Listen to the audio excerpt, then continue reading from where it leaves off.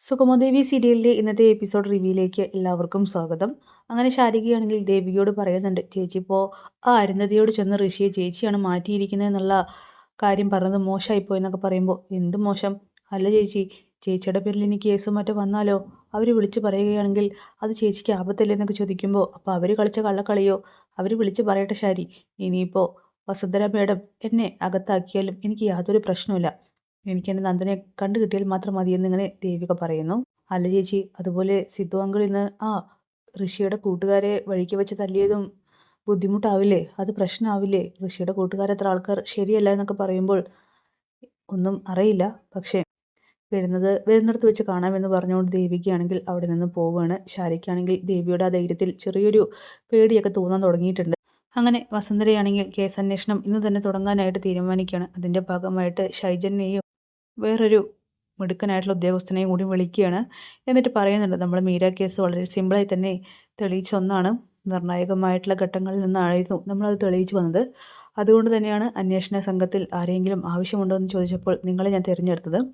ഇന്നു മുതൽ തന്നെ നമുക്ക് മീര കേസിന് ഉണ്ടായിരുന്ന അതേ ശ്രദ്ധയോടുകൂടി തന്നെ കേസ് അന്വേഷണം തുടങ്ങണം.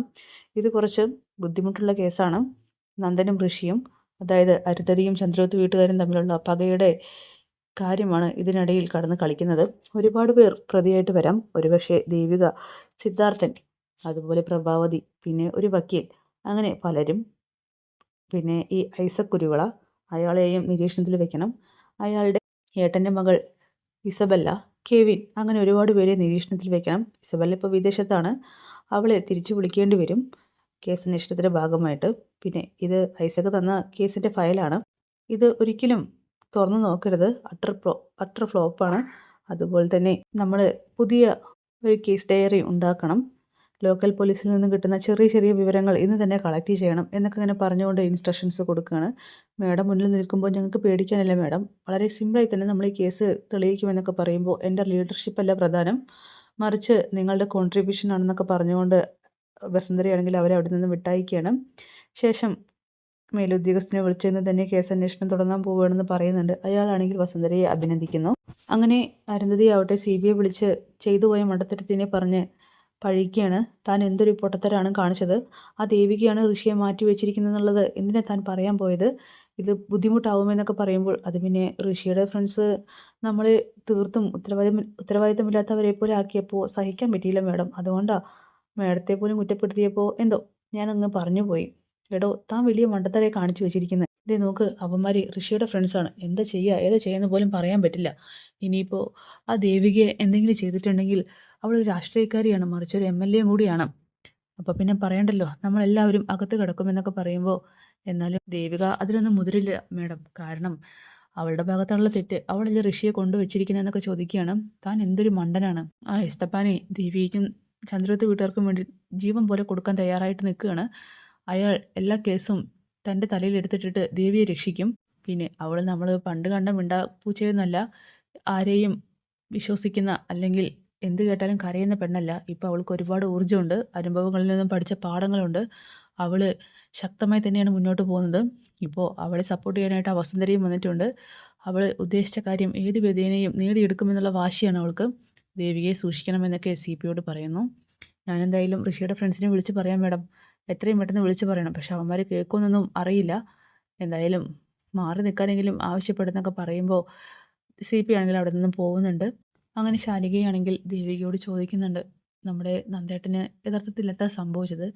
എസ്തപ്പാൻ ചേട്ടൻ്റെ വീട്ടിൽ നിന്നും നന്ദേട്ടൻ എങ്ങോട്ടായിരിക്കും പോയിട്ടുണ്ടാവുക? ഒരുപക്ഷെ നമ്മളെയൊക്കെ വെറുത്തിട്ട് ഓടിപ്പോയി കാണുമോ ചേച്ചി? അത് പിന്നെ എനിക്കറിയില്ലടി. അങ്ങനെയൊന്നും ചോദിച്ചാൽ എനിക്ക് ഉത്തരവില്ല. പക്ഷേ നന്ദുവിനെ തിരിച്ചു കിട്ടണം. എത്ര ആളുകളാ, എത്ര മനസ്സുകളാ നീറി നീറി ജീവിച്ചുകൊണ്ടിരിക്കുന്നത്. വസുന്ധര മാഡം ഞങ്ങളെല്ലാവരെയും പ്രതിക്കൂട്ടിൽ നിർത്തിയാലും കുഴപ്പമില്ല, നന്ദുവിനെ തിരിച്ചു കിട്ടിയാൽ മാത്രം മതിയെന്നൊക്കെ പറയുമ്പോൾ, ചേച്ചി ഇനിയിപ്പോൾ നന്ദേട്ടൻ എന്തെങ്കിലും. ശാരി, നീ അങ്ങനെയൊന്നും പറയല്ലേ. അല്ല ചേച്ചി, ഒരു പിണക്കം മാറ്റി വെച്ചിട്ടല്ലേ നിങ്ങൾ തമ്മിൽ പിരിഞ്ഞത്, പഴയതൊന്നും ഓർമ്മപ്പെടുത്തില്ലേ ശാരി എന്ന് പറഞ്ഞുകൊണ്ട് ദേവിയാണെങ്കിൽ അവിടെ നിന്നും പോകുന്നു. അങ്ങനെ ത്യാഗരാജനാണെങ്കിൽ ഓരോന്ന് ആലോചിച്ചുകൊണ്ടിരിക്കുമ്പോൾ അവിടേക്ക് പ്രകാശ് വരുന്നുണ്ട്. എന്താ എന്താ സാർ ആലോചിക്കുന്നത്? അത് പിന്നെ ഞാൻ ആ വസുന്ധരയെക്കുറിച്ച് ആലോചിക്കുകയായിരുന്നു. തേടിയ വള്ളി കാലിൽ ചുറ്റിയെന്നതുപോലെയല്ലേ ഈ കേസ് അന്വേഷണത്തിനായിട്ട് അവരെത്തിയിരിക്കുന്നത്. വസുന്ധരയുമായിട്ട് നിനക്ക് പഴയൊരു കണക്കില്ലേ പ്രകാശ്? അങ്ങനെ പ്രകാശാണെങ്കിൽ പഴയ ഒരു കാര്യം ഓർത്തെടുക്കുകയാണ്.